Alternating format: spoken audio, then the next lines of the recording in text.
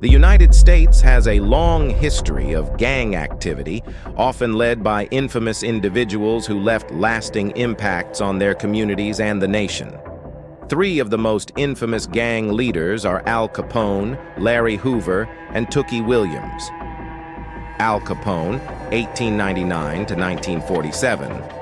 Al Capone, also known as Scarface, was one of the most notorious gangsters during the Prohibition era.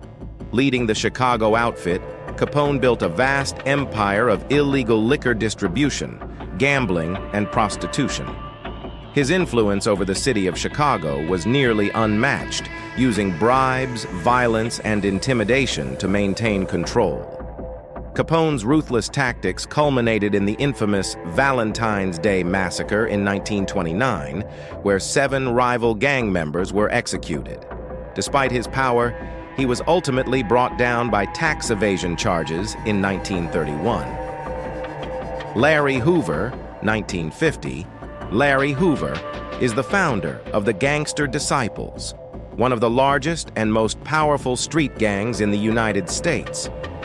Emerging from Chicago's South Side, Hoover's leadership transformed the gang from a local group into a nationwide criminal organization involved in drug trafficking, extortion, and violence.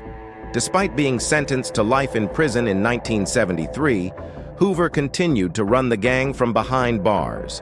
He later advocated for a shift toward political and economic empowerment, but his involvement in criminal activities continued to overshadow his legacy.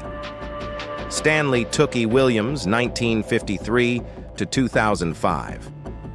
Turrell Williams co-founded the Crips, one of the most violent and influential gangs in Los Angeles.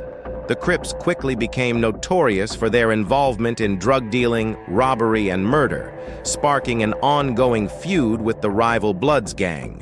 After being convicted of multiple murders, Williams was sentenced to death.